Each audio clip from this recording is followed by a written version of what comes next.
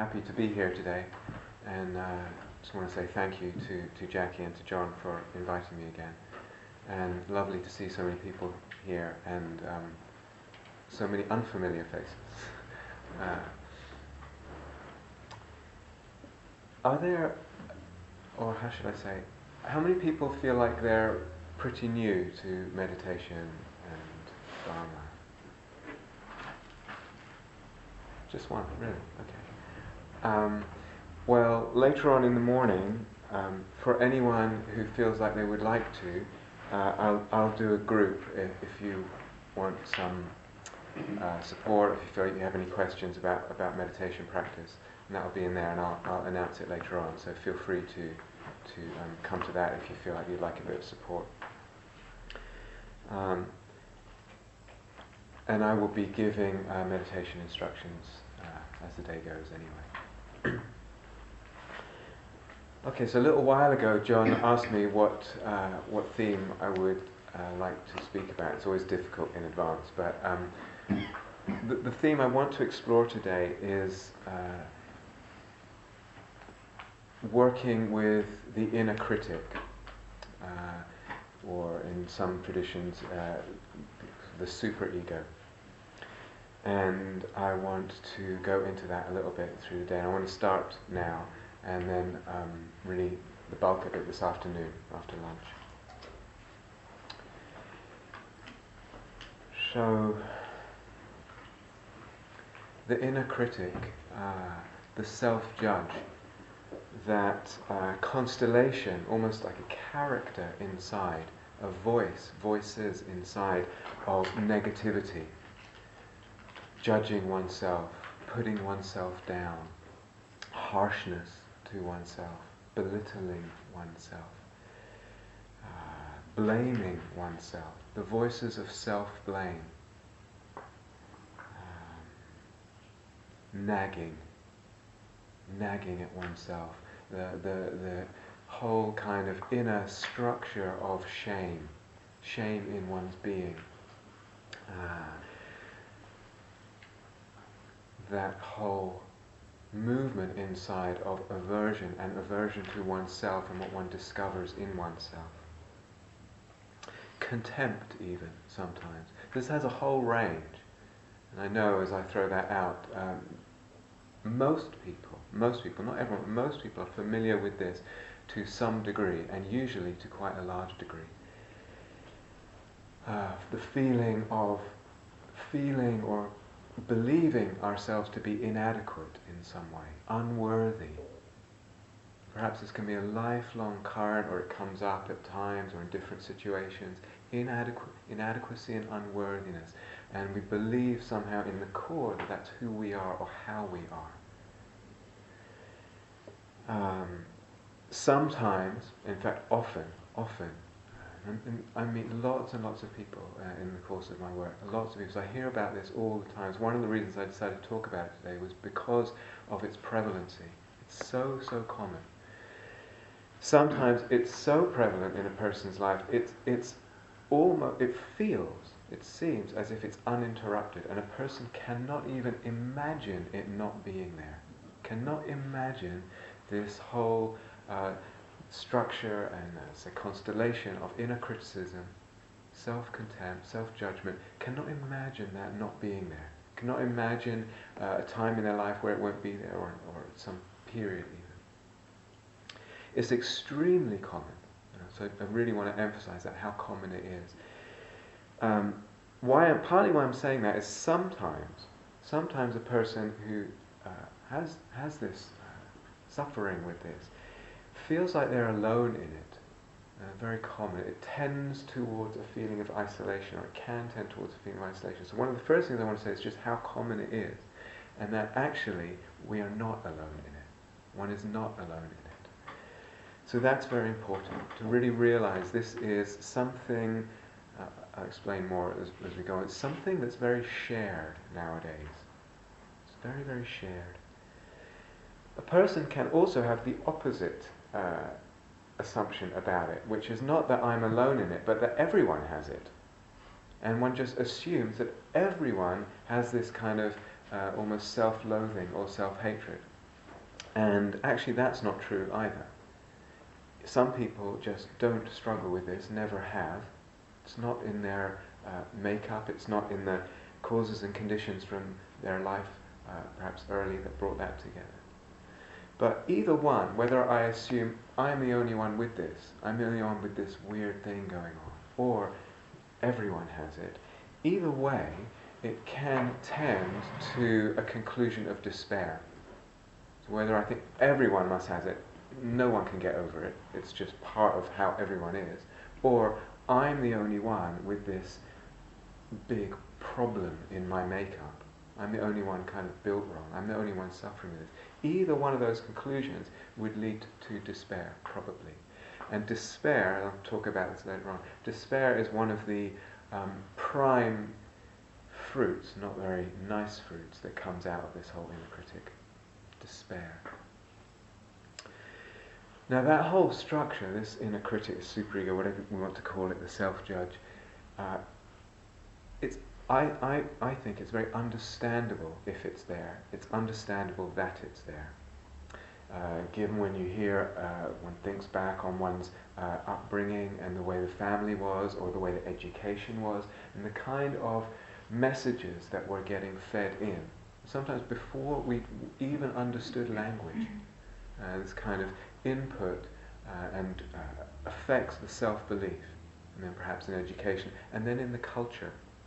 So it's understandable given the history that we might have individually or collectively. It's understandable if it's there. And there is something, I think, particular about our culture right now in the West. And this is this structure, this self-judge, etc., this self-loathing, if it's extreme, does seem to be characteristic or more common in modern Western culture. Now, it would be interesting to sort of explore. That's not particularly what I want to go into today, but just to say, if you go back a few hundred years, the time of the Renaissance, for instance, there was a movement in Western culture bringing with it huge freedoms and beauty and insights, etc. But it tended to highlight the individual over the community, bringing lots of great stuff, but bringing also with it a kind of overemphasis on the individual personality, how we are doing. A few hundred years later, that started a stream and just kept being built on. In a way, we live now in the culture of the individual and the individual personality, my individual struggle. All the romanticism, everything, a lot of beautiful stuff came out of that, but also brought with it some problems. And one of them is this over-tendency on the individual, and an over-tendency on measuring the individual. How do I measure up? How are others seeing me? Am I good enough? Etc. And then recently I've been reading a few books on the modern economic structure and kind of consumerist society. And it's not obvious, but a consumer society and also an economic structure that's bent towards continual growth, as most economies are nowadays, also has a tendency of highlighting the individual and the individual in competition with other individuals. And then that just sets up this whole thing. So perhaps in the family, perhaps in the education, perhaps in the culture, all these reasons, all these influences are operating together. It's very understandable that there is now a gross epidemic almost of this painful scenario inside. So there's a lot of pain wrapped up with this, enormous pain. It's interesting, so 5, 6, I can't remember when, 6 or so years ago, I went to India for a month or so to work on at a leprosy community, and was with a couple of Western friends. And we were talking, I can't remember before and during and after, and it was interesting because we had imagined that the suffering there of these people suffering from leprosy, the Indian people suffering, that would be, unimaginably great. And actually there was a lot of joy there. It was quite an interesting phenomenon to witness. There was quite a lot of joy there. And kind of just comparing it with a lot of the suffering in affluent Western societies, where it's not kind of on the surface in terms of so much, in terms of healthcare and affording to live, etc., living conditions. But the inner suffering, and particularly around this not being okay with oneself, not feeling comfortable in oneself with who one is and how one is, that seems endemic. And it was just interesting. It's like sometimes one feels that a person has so much, and yet that particular suffering goes so deep, so much to the core of their sense of existence, their sense of self-worth. Huge pain. And on the surface, it's not that obvious. So it was quite interesting for me. When this structure is there and operating and has energy and has a kind of looping mechanism, feedback looping mechanism in it, it wreaks havoc in our life and huge consequences from it. And some of these consequences bear directly on our meditation practice and our Dharma practice and our path, our spiritual path, our psychotherapeutic path, whatever it is. One of the outcomes of this kind of structure is should. Where there's this inner critic, this self-judge, very easily the should. I should be doing like this. I should be doing this. I should be better. It should be like this. And that should comes hugely and with great pervasive force into our spiritual practice. Bringing with it, of course, a pressure. Should is the voice of pressure. When there's that pressure, it can have a number of effects. Again, one of them is it drains, it squeezes the juice and joy out of our life, but also out of our practice, out of our journey. When we're coming from should and pressure, the joyfulness, the juiciness of our journey kind of gets wrung out. And it can have a kind of opposite effect, that when we feel something, even if it's just within us, pushing, very easily it encounters another inner character, the inner rebel. And so you get these two structures kind of swearing at each other inside, fighting each other. It's very, very common. Again, not always, there's no rules with this. And so we can, I may touch on this later, I feel like I have quite a lot to say today, so we'll see what we get to. But it's common that this structure, the inner critic, then gives rise to the inner rebel, and there's a kind of stalling in practice. Should, no. I should, I'm not going to. Forget about it, dream on. And it just keeps banging together with a lot of pain. So maybe come back to that.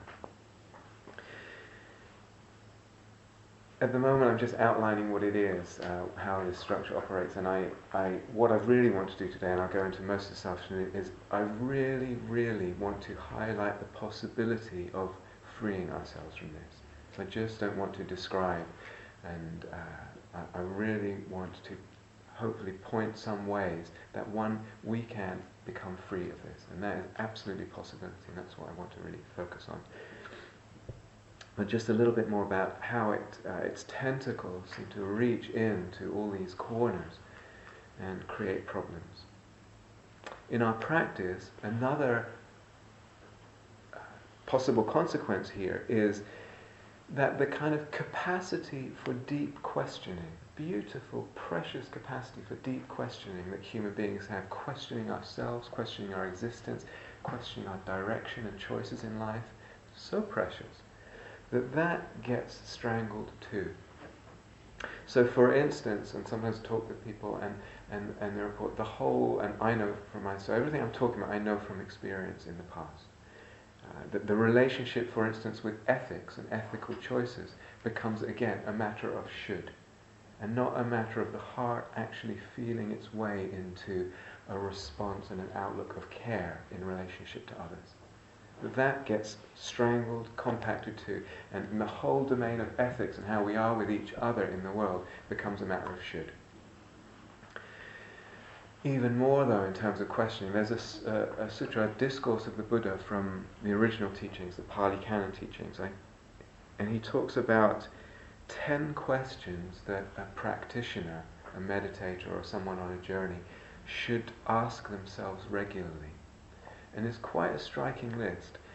And one of the questions is a reflection. time is going by. I'm moving towards death, relentlessly moving towards death, inexorably moving towards death. Days go by. And the reflection is, what am I becoming as the days and nights fly past? The days and nights are flying past towards death. What am I becoming? That's a powerful, powerful question. It's a real, it packs a punch, that question. It takes quite a lot to be able to ask that in a way that's helpful. It takes quite a lot. If this inner critic is there, that kind of questioning and self-questioning about our journey becomes completely impossible. It will only create much more problems and kind of sink the whole boat. There's another, again, from the original teachings, where the Buddha's talking about someone who hears about someone else who, through their practice and their dedication, has reached enlightenment or awakening or a deep realization. And what's the reaction of someone hearing about so-and-so who's really gone far and deep in their practice? And the Buddha says the reaction should be, why not me? Why not me? If they can do it, why not me? And when the inner critic and the self-judge are there, that's not where it goes. It goes to the opposite. It goes, I bet I could don't even think, just a sense of hopelessness and despair, as I said, in terms of me and my possibilities. And so in this sutta that the Buddha was talking about, the Buddha says, relying on conceit, I will abandon conceit. In other words, the conceit, yeah, if they can do it, why can't I do it? But for someone, when we are mired in this inner critic, that kind of thinking becomes, the mind just won't go there. It completely cannot conceive in that way. It would just find a different pathway, a self-critical, self-destructive pathway, a pathway of despair. In terms of our practice, and whether it's watching the breath or whatever, oftentimes it becomes, am I doing it right? Am I doing it right? And that becomes the dominant, pervasive question in relationship to our practice, and maybe in relation to our life, our work, etc. Am I doing it right? Will they think I'm stupid? Am I good enough? Because there's so much pain wrapped up in that question. So much imprisonment wrapped up in those questions. They're almost that they go with every sitting, every in-breath and out-breath. Is this right? Am I doing it right? Am I good enough? Maybe conscious, maybe subconscious. I was a little while ago working with someone at Gaia House and was investigating this a lot in their formal practice, and beginning to notice these were the questions that came up in relationship to, they were actually working with the breath, and then noticing it, and actually through the noticing and reflecting and being able to change it, the questions became transformed very beautifully to, how am I doing? It's a very different question from, am I doing it well enough? How am I doing? How am I? And what might be helpful here? Much, much more helpful. Those are the golden questions in practice. How am I, and what might be helpful here? Much, much more helpful as questions. So questioning, and the thread of questioning, is actually very important in practice. And it's important where that questioning is coming from. There's a kind of questioning that will lead to despair and stagnation and unhappiness. And there's a kind of questioning that leads to liberation, to freeing, to opening. So it's interesting, in the original discourses, there's very little that the Buddha says about this structure, and it might be, as I said, partly because in that culture at that time it just didn't exist. It just wasn't a thing that commonly people struggled with. And yet today, 20th and 21st century Western culture, it's absolutely endemic. Not everyone has it. Very, very common. So rather, in the original discourses, what you get very much is a language of striving. That word strive, I don't know what the Pali is, but that word strive is very strong. And we today as teachers have to be very careful. We usually cannot use such language, because what happens, it goes straight into the basket of the inner critic, interpreted that way, and just cause a jamming in the works. It's what do you call spoke in the bicycle? What's it called? Spanner in the works. Thank you. Yes, is such a powerful force. Later in some Mahayana teachings, which come later, that there is a list. I came across it the other day, and it's a list of unhelpful qualities that don't tend to deepening in the path and the unfolding of wisdom. And one of them is the thought, or believing the thought, how could someone like me possibly do this? How could I do that? How could I possibly understand the depth of the Dharma or walk this? And that's out there, very clear, classified. This, don't go down this route. If that's there, find a way to disempower it. Because, as I said earlier, what happens is it sinks our aspiration. Now, to me, one of the most precious things that we have as human beings is our capacity to aspire. What do I want from myself? What do I want from this life? So we have, I don't know how many years, not long at all. What do I want? What might be possible for me? When this mechanism of the self-judge and the superego, whatever you want to call it, when that's there, it castrates our aspiration, it truncates it. And to me that's one of the saddest things. And sometimes when we're in the middle of it, when we don't realize that that's what's going on. Sometimes a person who's moved through this afterwards looks back with grief. In that period, it's like how much my sense of possibility was just totally stalled, shut down. Very, very sad.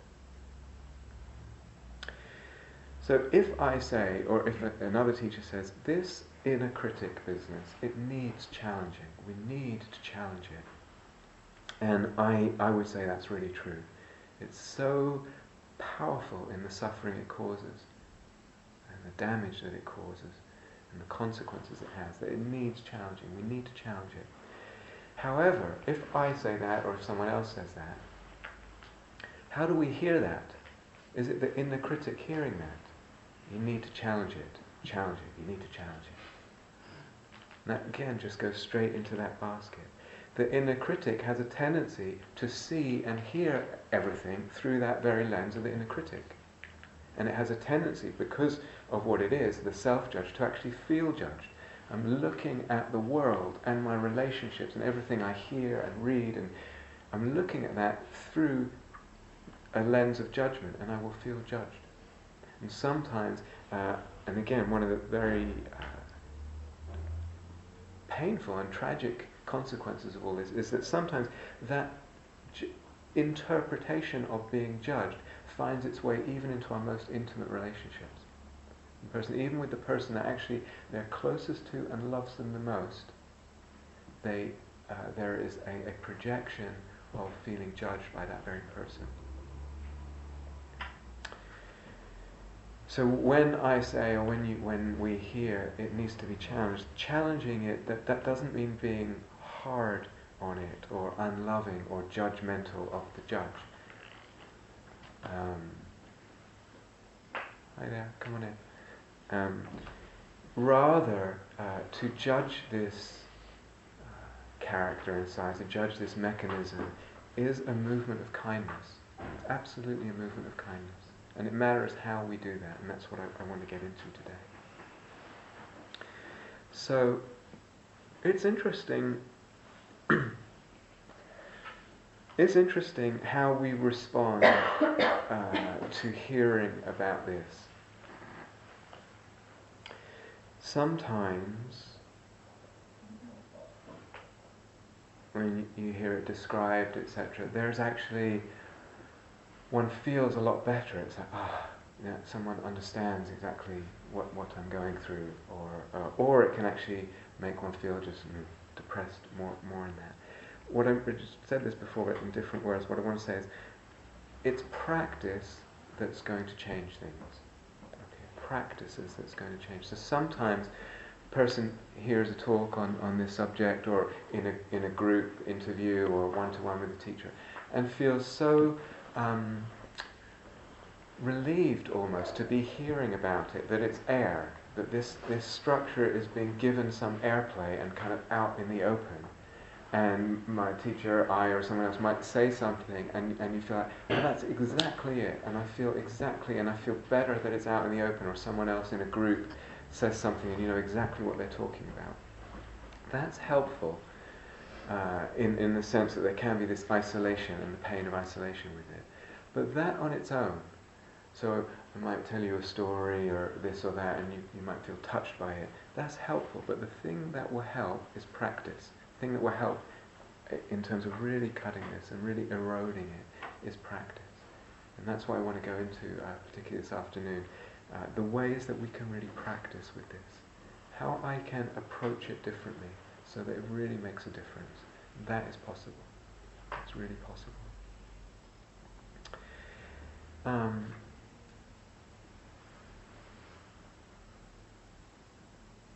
I'm going to just sneak a little more in right now. If that's okay with you.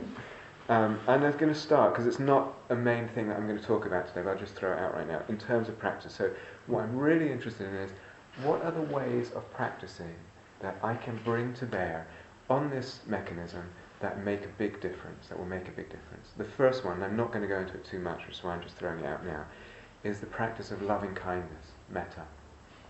Are people familiar with this practice, or is it? Yeah. Is anyone not? It's fine. Okay. So there's this word metta, it's M-E-T-T-A, and it's usually translated as loving kindness, and it's the practice of cultivating a kind of deep friendliness and well-wishing and caring towards oneself and all beings. And there's different ways of doing that. Meditatively, so it's a meditation practice. That is enormously powerful in the long run with this structure. It makes such a big difference. And I have, for myself and for others, seen what I can only describe as miracles with this. Sometimes, earlier, a few years ago, I remember, not being so experienced, meeting so many people, but sometimes, my tendency is to really believe that people can transform, and I really have faith in that.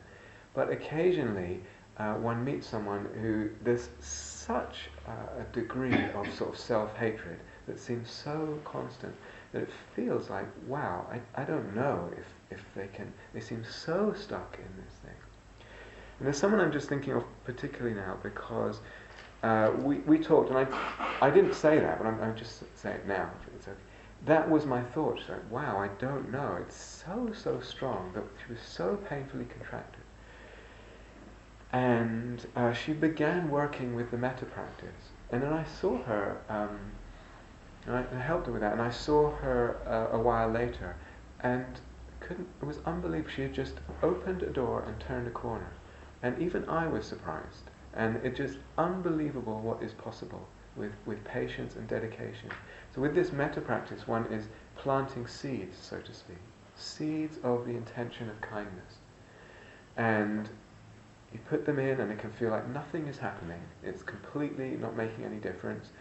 Hopefully, though, one finds a way of working meditatively that can actually feel a little bit of like, oh yeah, this does feel a little bit better. It's finding some way of working. And planting those seeds, and those seeds rise when they do. And might not be in the moment, but when they come, they can have huge effect. I was reading something a while ago from, maybe John knows more about this, the Compassionate Mind Foundation. Are you familiar with that? No? Okay. It's a psychoneurological research. They do stuff about mind, and in much the same way as there's all this interest now in mindfulness and psychotherapy, this is compassion and psychology and that interface and the sort of neurology of compassion. And in the metta practice, in this loving kindness practice, it's worth Googling if you're interested. The Compassionate Mind Foundation. I've forgotten the name of the... John Gilbert. Yes, thank you, John Gilbert. Very. So... Paul Gilbert. Okay. Paul Gilbert. Anyway, Gilbert, someone Gilbert. Very interesting. And one of the things that we're saying, that, and this is similar to what happens in meditation practice. In the metta practice, we're sort of, you could look at it that one way of looking at it is that what we're doing is kind of developing an alternative personality inside. So just as we have this inner critic personality, and inner rebel, and all this other stuff, you create a kind of a good guy, a friend inside. One of the things interesting that it said is that the brain, to a certain extent, I don't know enough about this, but the brain to a certain extent responds to mental imagery in much the same way as it responds to what is real. So we see this with fear. I can be afraid of something in my imagination. You see it with food. I can, if I'm hungry, I start, thinking of whatever my favourite meal is, and then start salivating, etc. Well, it's the same thing with kindness inside. It's the same thing with kindness inside, and actually using that capacity to have an effect very deep. Does it matter that I'm imagining it? Some of you know of visualization practices or deity practices in Tibetan Buddhism, etc. There's something very, very powerful here, potentially. To some extent, the brain doesn't know the difference between what is so-called real and what's imaginary.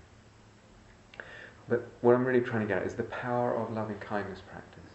With the power of practice, just consistently planting those seeds, it will have an effect. There's someone just there. Thank you.